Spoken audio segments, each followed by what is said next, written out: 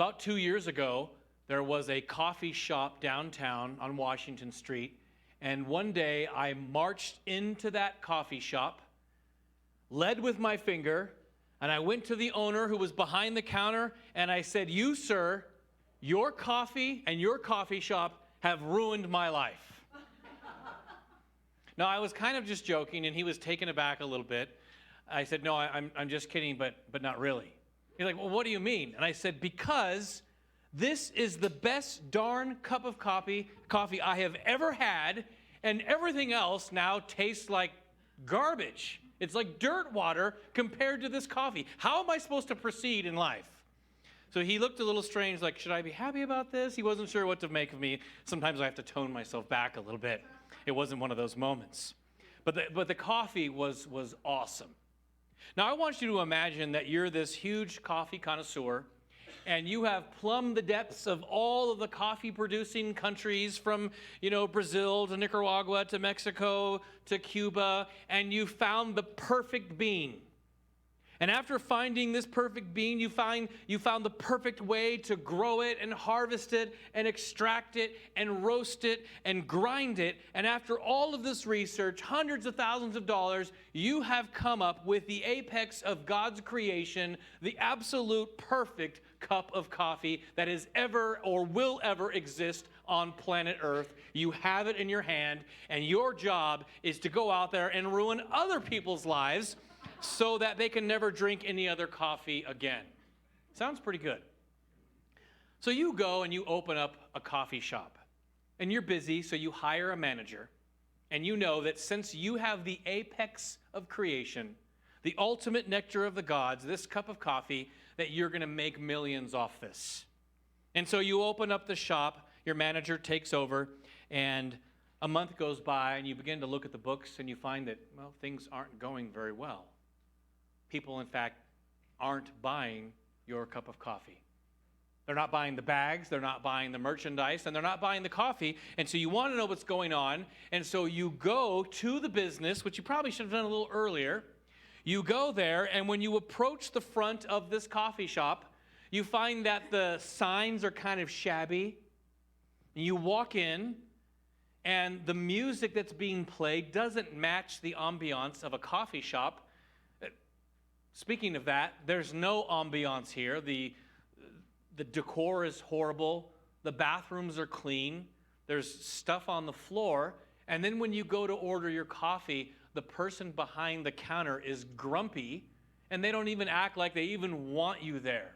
And you realize that it's not your cup of coffee, but it's the environment that has ruined your business. No matter how good your coffee is, if the environment is ugly, unkept, poor customer service, unfriendly people, bad ambiance, you're never going to sell that coffee. And so you've got to fix the environment. Where am I going with this? You see, my friends, we have the ultimate message, the good news that Jesus died for us, and when we place our faith in him, we can have new, eternal, and everlasting life. That we were created in the image of God. He has a plan for us, and his purpose is for us to walk with him, and we will live the most satisfied life we will ever live when we walk in fellowship with our Creator. The problem is like that coffee shop, sometimes the environment where this message is given can be a mess, and people don't want to hear what we have to say because the environment is such a mess. That is, the leadership structure is toxic, the bathrooms are unclean, the campus is ugly, the services are disorganized, the church is filled with fighting. No one cares what we have to say because the environment is a mess. And so today we're going to talk about sharing the good news by having a healthy and inviting campus. If we have a healthy and inviting campus, whether that campus is here or at someone's house or in a park or wherever it may be, if we have that, people would be willing to listen to what we have to say. Now, let's do a review here. What we've discovered over the last several weeks is that all Christians are to participate in the sharing of the good news. It's not just for pastors or deacons or elders or staff or whatever it might be. All Christians have been given the command to make disciples of all nations. Christians also don't have to fear Because Jesus said, I am with you. All power and authority has been given to me. I am with you. And he told us that you will receive power when the Holy Spirit falls upon you, and you will be my witnesses. We've also learned that there are various methods in the Scripture of sharing our faith with people. We've talked about the relational, the service, the testimonial, the confrontational, and the intellectual styles of sharing with people. And our base verses have been Matthew 28, Acts 1, and 1 Peter 3. These tell us that we're commanded to reach, that we are empowered when we reach, and that we're to do so with gentleness and respect. So today, I want to talk about sharing the good news by having a healthy, inviting campus, and we're going to look at our last outreach, our last evangelism style, and it's called the invitational style. The invitational style of outreach. Now, we see two very clear examples of this in the New Testament. Both are found in the book of John. Now, in the first chapter of John, following John's description of Jesus being the Word, and then the Word becoming flesh and dwelling among us, Jesus calls his first disciples. And this is what happens in John chapter 1, verse 45. The next day, Jesus decided to go to Galilee, and he found Philip and said to him, "Follow me." Now Philip was from Bethsaida, the city of Andrew and Peter. Philip found Nathanael and said to him, "We have found him of whom Moses and the law and also the prophets wrote, Jesus of Nazareth, the son of Joseph." And Nathanael said to him, "Can anything good come out of Nazareth?" And Philip said, "Come and see." Notice, Philip didn't argue. He didn't testify. He just said, "Hey, come and check this out. Come with me. I will show you." And shortly afterward, Nathanael has this encounter with Jesus and then confesses him to be the Son of God, all because Philip invited him. We find a similar story 3 chapters later. Jesus and his disciples are traveling through Samaria, and the disciples go to get food while Jesus is at the well. And you know the story. Jesus encounters this woman at the well. He engages her. They begin to talk. She comes to faith, and then look what she does immediately. John 4:28. So the woman left her water jar and went into town and said to the people, "Come, see a man who told me all that I ever did. Can this be the Christ?" And they went out of town and were coming to him. She didn't need to understand sound doctrine. She didn't need to be able to articulate apologetics. She simply said to her friends, her family, and her village, "I found something. Come follow me and check this out." You see, this is a great form of outreach because it requires no training, no knowledge of apologetics. All you have to do is invite your friends and your family to participate in the community of faith. Now, I don't have any research to back this up, but anecdotal evidence suggests that the majority of people have come to faith because someone invited them to an event. It might not have been that event that did it, but that was the start of their journey. And after much prayer and many conversations, people will call upon Jesus as Lord.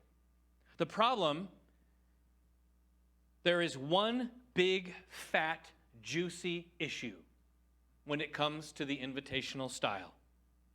Like our coffee shop, it does not work if your church is unhealthy or unfriendly. In this case, if you invite someone to an event or a service that is dull, that is disorganized, that is unfriendly, that is poorly ran or toxic, they might not come back. Which leads us to the topic of campus outreach. First, I want us to understand that there is an ongoing debate within Christendom. We call it the seeker sensitivity debate. Let me frame this for you. On one side, you have guys like Bill Hybels and Gilbert Bezekian, who started the seeker-sensitive movement. And this is what it says. Churches on Sunday morning should be focused on unbelievers. So what we're going to do is we're going to survey our community. We're going to find out what are our people like, what do they dislike, what's their style of music, and we're going to craft a service around that demographic. We're going to use the style of music they like. We're going to have the foods they like. Everything is going to be revolved around these people. We're going to bring them in, have a great service, friendly greeters, awesome environment. It's going to be catered to them. And then when it comes to the preaching, it's going to be an encouraging word. It's not going to be, we're not twisting the scripture, but it's just going to not, we're not going to deal with some of the ugly stuff. We're just going to kind of bring them in, and they're going to have a positive Christian word on a Sunday morning. And with that, we'll be able to attract lots and lots of people who are outside of the faith. Now, a criticism is, well, wait a minute, but you're not preaching all of Scripture. How are people going to learn all this stuff? You're bringing them under false pretenses. And they would say, well, then what we do is we send them to Bible studies where the Bible studies kind of deal with the heavier topic. So that's the seeker-sensitive movement right there, very quickly defined. But on the other side, you have another type of church that says, no. The Sunday service is not for outsiders. It's for Christians. Outsiders are welcome. They can come, they can participate, they can watch, but ultimately it's for Christians, and we're going to preach verse by verse, and if it's an ugly topic, if it's a topic that's not popular, that people don't like, that it's controversial, too bad, that's what we're doing because it's the Lord's Word. And so you have this conflict between these two types of methodologies, and it's been going on for a long time. And we still have seeker-sensitive churches, and we still have plain Bible-teaching churches. But the question that I have, is there any biblical evidence, or is there a biblical rationale for engaging our community through events, through services? In other words, can we have some level of seeker sensitivity, and if so, to what degree? Now, the simple answer is yes in practice, but with some limitations. And what I mean is that we never, ever, and just in case I wasn't clear, ever change the Lord's doctrine or soften the truth to make people feel comfortable. We never do that, or we should never do that. So when I say seeker-sensitive, I only mean clean bathrooms, well-ordered services, teaching that engages, a strong hospitality ministry, and an environment that makes people feel welcome. So I don't mean a sensitive message, but a sensitive environment. Now, let's first consider two examples. The first one is from the Old Testament, and it is Israel's immigration policy. Now remember, Israel, which began around 1200 BC, this was a theocracy. So it was a church and a state combined. It was a nation governed by God, a nation where God himself directly created the laws. And that nation had immigration laws. And let's consider some of these immigration laws, and we'll see how it connects with what we're saying. If we look at this first slide, what we read is that foreigners were to be treated well. Now, I know there's a lot of different terminology. Maybe some people don't like the foreigners. Some people like the word, migrant workers or whatever you want to call it. But the version of Scripture that I'm using calls them foreigners, so we're just going to stick with that. So what was the teaching? What was the policy of this nation? The policy was that you are not to oppress a foreigner. Someone comes into our country, they look differently, they dress differently, they eat different foods, they have a different language, a different culture, they have a different religion. You are not allowed to oppress them. And in fact, according to Leviticus 19, you're to regard them as a native. You're to treat them like one of your own. You're to love that person as yourself. We're to help them financially. We find that God loves a foreign resident who comes in, and that there was even a national special offering made to support people coming into the country. We must give them equal justice, and anyone who denies them justice based upon them being outside of the country or a foreigner is cursed. But there's more. On the next slide, foreigners were actually were encouraged to integrate, that they could become like a native. They are able to offer sacrifices, they could practice Passover, and they could even present fire offerings. In other words, these people could come into the country, they could be a part, and they could even participate in the events or rituals of faith that they might not even believe just yet. Now, I know what you're thinking.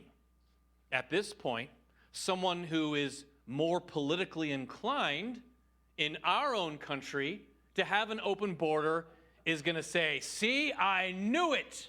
We should have an open border. Well, we're not going to be discussing that today, but what I will say is there's a lot more that is going to then shift things to the other side. Let's look at the next slide here. What we find is that foreigners had limitations on them. They could not eat the Passover. Why? Because they were not believers yet. They couldn't eat a holy meat offering. They couldn't be king, and you could actually charge them interest.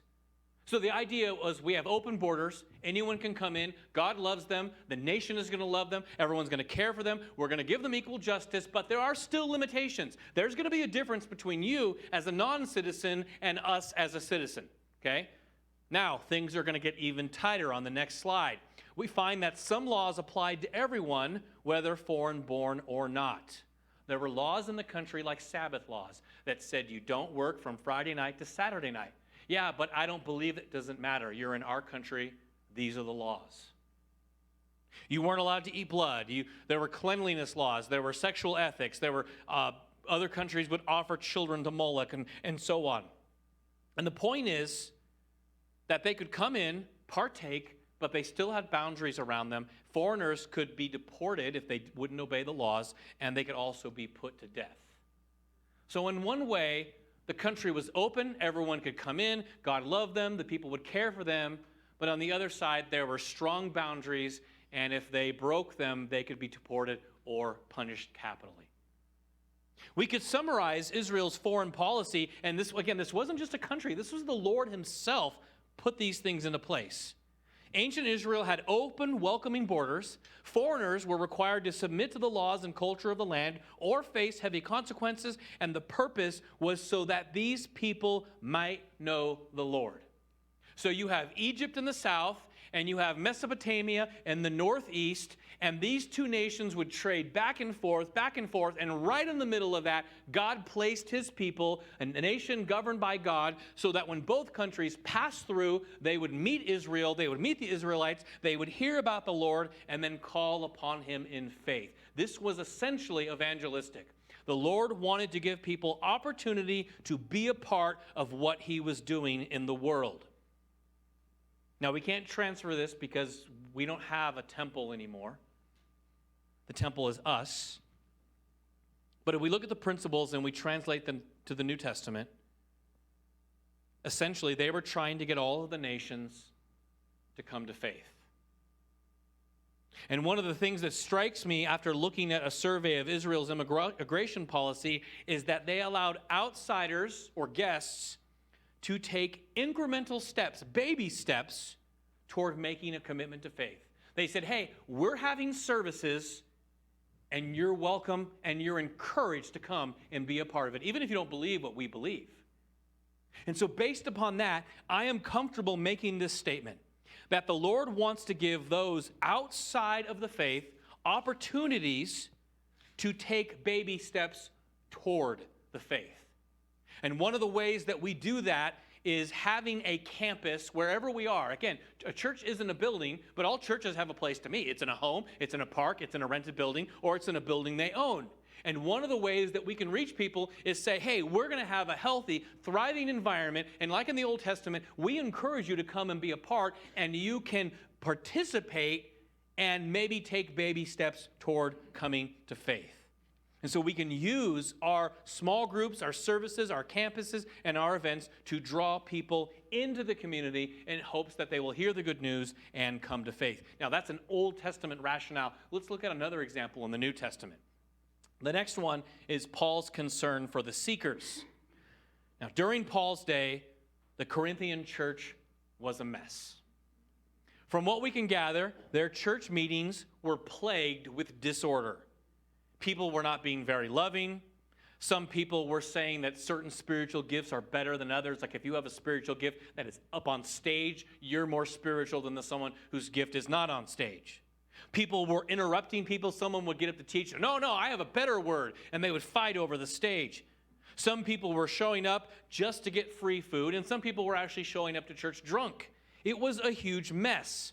Paul's final word on the chaotic nature of this church is in 1 Corinthians 14:40, where he says this, but all things should be done decently and in order. He's saying, Christians, if you come together, whether it's in a home or a park or a building or a rented hall, you must do things in a way that is decent and that is ordered.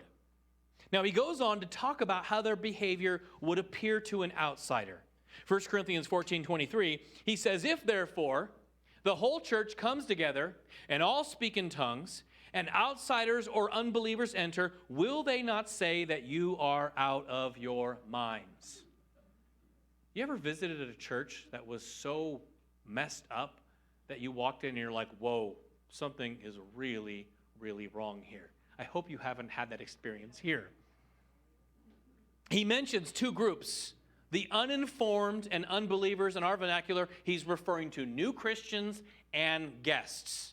In other words, if guests show up and they get the impression that there is infighting, if guests show up and they get the impression that this place is not being run smoothly, if guests show up and they get the impression that everyone's fighting for control, if guests show up and get the impression that chaos rules, their response is that this place is a loony bin and I'm not coming back to this place ever again. How should we proceed? Paul says it's quite simple. All things should be done decently and in order.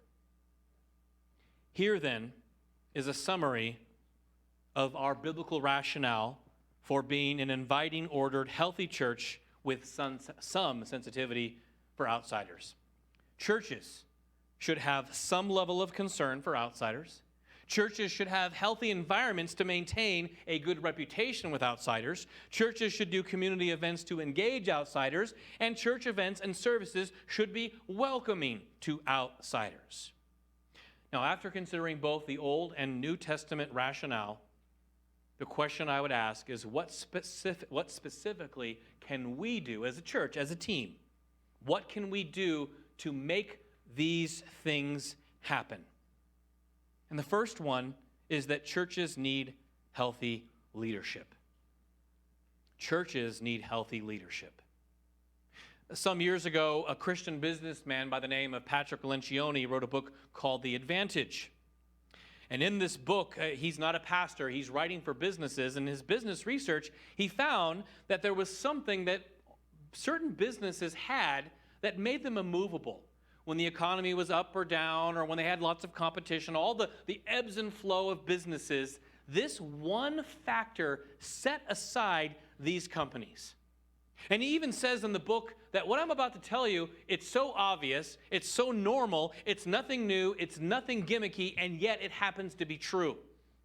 And what his research shows is that whether it's a business or a church, that if the leadership structure is healthy, the business is going to do well. And that's it. That's the advantage. You have a non-toxic leadership structure within your business, and if that is the case, the business is going to do well. And it works this way in churches.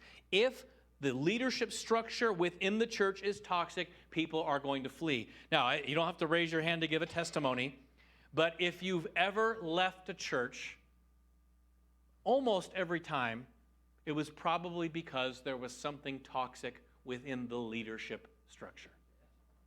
Anytime I've had to leave a church, it wasn't because some random person in the chair. It was always something within the leadership structure.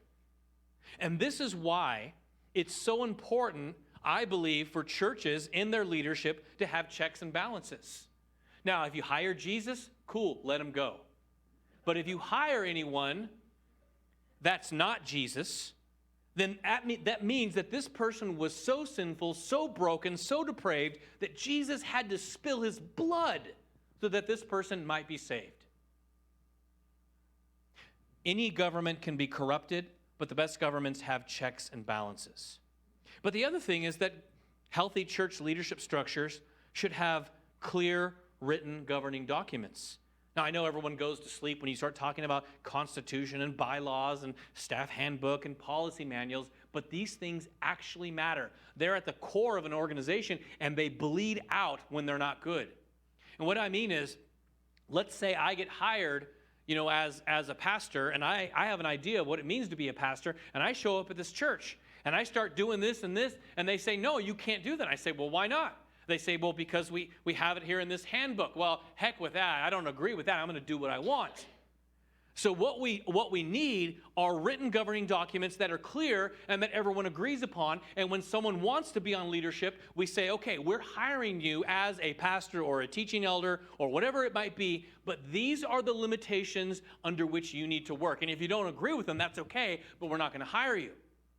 There has to be clear guidelines. Otherwise, you have personalities bumping into each other, fighting for control. It needs to be clear who is in charge. That has to be crystal clear. And in our case, at our church, there is no person here who does not have a boss or an authority. I'm one in a plurality of elders. I can't say, well, I'm the pastor, so that's the way it's going to be. No, I don't have that authority. Do I have some authority? Yes, but I function with checks and balances. And so churches need to have a healthy leadership structure. And this has been pointed out by multiple authors that if a church leadership is healthy, the church will go well. If it's not, nothing is going to change that, and it's going to crack apart. So churches need healthy leadership structures. The second thing is that churches need reasonable property standards on campus. Churches need reasonable property standards on campus. In other words, we need to have campuses that are manicured, handsome, well-kept, and so on. There was once a pastor I was talking to. He was in the East Bay in a decent-sized city, and he was lamenting that his church was not growing. Well, we know that 80% of the churches in our country are flatlined or declining. So statistically, that's quite probable. And I started to talk with him about it, and he was saying stuff that he was doing. I didn't know him very well, so I wasn't going to say anything. But when I walked into his auditorium, it was a mess. I understand that if you're poor, you can't afford paint, you can't afford to fix the plumbing, you can't afford to fix the roof. And so I get it. But I walked into the auditorium and I looked around and there's just stuff packed into corners. Why is it that churches have this issue with stuff? Have you noticed that? I mean, you walked in and it's just like stuff packed everywhere. And it's like in the hallway and in the closets and on the stage, like stuff everywhere. And I'm thinking, wait a minute, dude, your church is dying. This is something that you can change right now. You yourself can go and start throwing stuff away. Yeah, but sister so-and-so will get mad about, just do it. You know what? She's not going to notice, okay? Brother so-and-so is going to get me. Just throw it away. Just clear the stage. There's something to be said about having a clean and reasonable environment. You know, when we got here, when we were kind of replanting this church, we took 80, that is 80, truckloads of garbage off this campus. Now, I don't mean construction projects. That's not even included. We had construction projects that had way more trash than that. But I mean stuff packed. And if you're sitting near the rear, right above you, there's an attic. Probably 10 truckloads came out of the attic. Another 10 came into our coffee house, another 10 in various sheds, and then about 30 or 40 in this backyard area. There was just stuff piled up, and all we had to do was clean it. Exodus 25. The Lord commanded Moses and the people to build a tabernacle. And this large tent would not only serve as the central location for worship, but for a sacrificial system, and it would hold the very Ark of the Covenant in its inner sanctum. Now, if you read Exodus 25 and beyond, what you'll find is that Moses and the Lord call the community forward, and everyone steps forward to sacrifice money and time and resources so that they could create a tabernacle and an environment that was both functional and beautiful. Now, I know we're not under this temple system, and I know that the church is not the people, and I know that the temple is us, but we should, to the extent possible, have reasonable property standards. Now, this might sound unspiritual, but there is a correlation between campus health and overall church health. Show me a campus that is dilapidated, and I will show you a church that is dying. In churches like these, guests show up, they see a dump, and rightly assume that if the campus is a dump, so is the overall church. Now, are there exceptions? Of course. There's downturn economies. Churches can be poor. Maybe the churches just got restarted. There's reasons why that may happen. But generally, if a guest or member of a community shows up to a derelict campus, they're not coming back. And this applies to all campuses. If you have a small group in your home, then your home is the campus for that event, and it would apply to your house as well.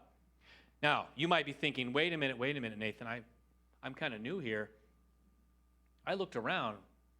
There's some things on this campus that needs to be cleaned up. Yes, you would be correct. I wish you could have seen this place 5 years ago and what we've done in this amount of time. We've been battling 20 years of deferred maintenance and have made huge strides, and there's still more to do.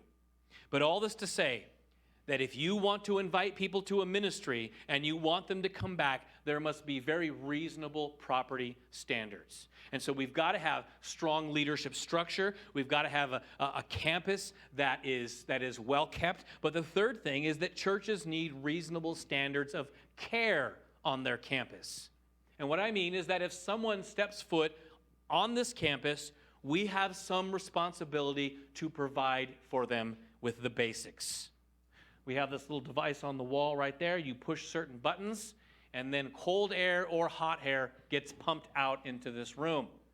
And I'm sorry, if it's, in the middle of July and it's 105 degrees outside at 11:45, people are going to be in here sweating and dying. Certain people could have serious medical issues, and it's reasonable for us to say we need to have an environmental control system. I was talking to a pastor one time who was a pastor of a dying church, and there was a small group of people, mostly seniors, in a small building, and they were lamenting how hot it was. It was so hot, people were taking off their outer shirts, they're sweating, people are having handkerchiefs, and I'm like, why don't you get some AC? Well, we don't want to pay for it. They had $20,000 in the bank, and they didn't want to pay for even a single mini split to be put in. Churches should have things like first aid kits. We're getting an AED next year in our budget. We just want to make sure if someone comes here that we care for you to the best that we can. I know there's been a lot of talk about abuse in church, and our church is AB 506 compliant. The state of California passed a law that says if you're going to work with people who are underage, there are certain requirements. You have to background check, and you have to screen, and you have to fingerprint, and you have to go through training, and all this stuff, which we were doing before, but now the law has tightened things up, and we're compliant with those laws. So we want to make sure that our children here are safe. And even during COVID, and I know a quick way to get everyone to duke it out is to talk about vaccines and masks and lockdowns. Everyone starts fighting each other. But regardless of what my personal opinion was, we had people showing up here who were very scared and they weren't comfortable coming into a building, regardless of whether I agreed with it or not. And what did? We made accommodations. At a certain point, we spread out the chairs. We opened up these windows right here, and we opened up doors, and we actually had chairs outside so that people could sit outside and watch. And even when we were meeting outside on this deck back there, it's July, it's 105 degrees outside, so we handed out umbrellas, we had ice chests filled with water, and so on. All that to say that if someone steps on our campus, we want to provide a reasonable standard of care and accommodation for them. Why? We want them to feel loved and welcomed and cared for, and if they do, they might listen to what we have to say. Churches need strong leadership structures. They need reasonable standards of property, reasonable standards of care. But the next thing is churches need both natural and intentional hospitality. Now, here's something I want to say, and this sometimes ruffles people's feathers. So if you have feathers, be prepared for them to be ruffled. Friendly people does not equate to a friendly church. You can have 100 of the most friendly people you've ever met in your life come together, and that does not necessarily translate to a friendly church. A friendly church is neither natural nor intuitive. It must be intentional. Now, let me give you an example. Let's pretend like you have a healthy family and everyone likes each other. I know, like science fiction, right? Okay. But when I was growing up, in the younger years, I had that family. I had a very healthy family, and my dad was one of 9 kids, and so we would all go to my grandpa's and my grandma and grandpa's house on Sundays, and it was this big family, and it was awesome. Some of the best memories of my life. But you know, when you're part of a family, you show up, you know where the house is, you don't have to knock, you open the door. You go in and you know that, hey, everyone sets their coats and their purses in grandma's room. But then there's this other room for some reason nobody goes into. Don't go into that room. Are there signs telling you that? No, you just know because you're a part of the family. And then you go in and you know that, hey, in the garage there's a refrigerator. That's where the sodas are. Well, how do you know that? You just know because that's your family. And then you know in the backyard you can play out with all the kids, and then you know that the meal is going to be coming. You know this is grandpa's chair. Don't sit in grandpa's chair. There's all of these rules, and you don't need signs. You don't need explanations because you're part of the family. And you go in and everyone loves each other and you're comfortable and you're friends and it's a great time. So a family reunion can be one of the most warm, inviting, friendly places on planet Earth unless you're not part of that family. If you're a guest, then it can be horrible because you show up. Is this the right house? Do I knock? Do I go in? Where do I set my purse? Where do I hang up my coat? Where do I find a drink? Which chair am I supposed to sit in? What are the rules regarding this place? You don't know because you're a guest. So the point is that you will have a church that's like a family, and they gather together, and everyone's friendly, and everyone loves each other because you are there. You know the rules. You know how it functions. But when you're a guest, then it suddenly feels very intimidating, and it's not very friendly. And so we must be intentional. What we have to do is put in place hospitality structures. One of the things we did about 2 years ago is we did a sign audit. We asked the question, if someone drove up to our church, would they know where to go? And after kind of looking at it, we said, no, they wouldn't. We need to get new signs. Tom Rainer tells a story about this, about a woman who, she was a single mom, recently divorced, moved to a new town, really struggling, had a couple of kids, wanted to get involved in a church, so she drove up to this church campus. It was raining outside, it was dark, and she's driving around. It's dumping rain. She doesn't want to get out and wander around, and she's looking around, and she sees various buildings. She doesn't know where to go. The signage isn't clear. So what does she do? She turns around and then goes. She didn't know. Everyone at that church knew exactly where to go, but she's an outsider. She doesn't know where to go. And the only reason Tom Rainer found out about it was because then the next Sunday she went to a different church that had good signs, and then he met her. And so the point is, we want to create an environment, have hospitality structures that make people feel welcome, that assume that you're not in the inner circle, you don't know how things work, and so we want to help you. So we have a website and we have signage, and one of the reasons we have bulletins is to give people a sense of control. Sometimes like, how long is this service? Like, what's going on? Well, there's an order of service here. There's announcements, there's information. And sometimes having that bulletin can kind of almost be like a shield because they're nervous and they're filled with anxiety. Who are these people? And so I'm reading my bulletin. You know, it's like nice to have that bulletin. And we do it because of that reason. So we have to have structures in place to make people feel welcome. But I think more importantly is that we have to have a culture of hospitality. There has to be a shift in the way we think. See, typically we say, oh, I need to go to church, but we need to shift to, I want to show up to serve.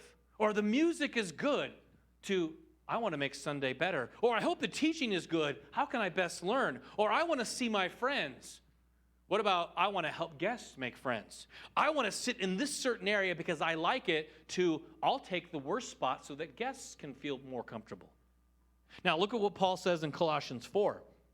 He says, at the same time, pray also for us that God may open to us a door for the word to declare the mystery of Christ, on account of which I am in prison, that I might make it clear which is how I ought to speak. So this is pretty cool. Paul is saying, guys, I need you to pray for me, that doors would be open, that I can share my faith. But he doesn't say how.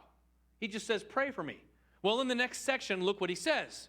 He says, walk in wisdom with outsiders, making the best use of time. Translating to our vernacular, walk in wisdom toward guests. Make use of that time. What time? Sunday mornings between 8:30 and 12:30. Let your speech always be gracious, seasoned with salt, so that you may know how you ought to answer each person. He's saying, when you come together, you ought to be walking with people who are outsiders, who are guests, who are new.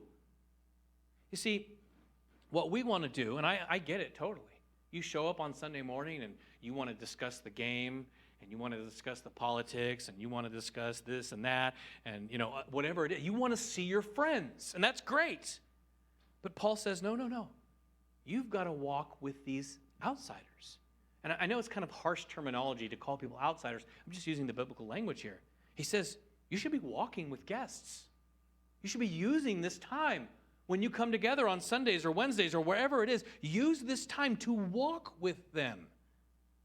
I've heard it said that a person sitting alone in a chair before the service is an emergency. I just would hate to think that someone would show up here, and I'm sure it happens, and everyone's talking, everyone loves each other, we're talking this, and there's groups of people talking, everyone's having a great time, and some person who maybe isn't an extrovert, some person maybe has some anxiety, and they come in, and they kind of like a church mouse, they come in quietly and they get the bulletin and they sit down and then they leave and no one says hi and no one talks to them. And that breaks my heart to think that would happen. So we have to have structures in place, but we also, the individual members of the church, have to change the way we think about this. Here's number 5, community events on campus. I think this is a good thing for us to have potlucks, fall festivals, VBS, game nights, Christmas Eve services. These are good things. But let's move right on to the next part. We've talked about what we as a church can do, but I want to talk about what can you as an individual. You're not on leadership here. You're not on staff. Maybe you're kind of new. You're trying to ask the question, what can I personally do? Well, the first thing is that all of us can change our mindset. We can shift from being a consumer of content to a servant of the people. We can join the hospitality ministry. We have actually a ministry that's at work here at this church, and you can join that ministry. And you show up early on Sundays, you take a service, and then you pass out bulletins, you do a check, make sure things are clean. There's various things, and we'll provide training for you. The other thing is to volunteer for a service ministry. Remember, we want people to be cared for and feel loved and helped here, so we have things like church workday, and you can show up, which a lot of people did, and we make the campus better. We have people who, as I'm talking, someone's switching the slides. You can be one of those people that switches the slides. Someone's running the sound. We also have people who work in the nursery, and we only have nursery during the 11 o'clock service. It would be awesome if we could have nursery at the 9 o'clock service as well, but we just don't have enough volunteers. So there's ways that if you step forward to serve, that it makes our campus more functional and more inviting. But what can you do during the service? You're not on staff, you're not a leader, you're not an elder. What can you do during the service? Well, I would say change your mode. Become what I call a host versus an attendee.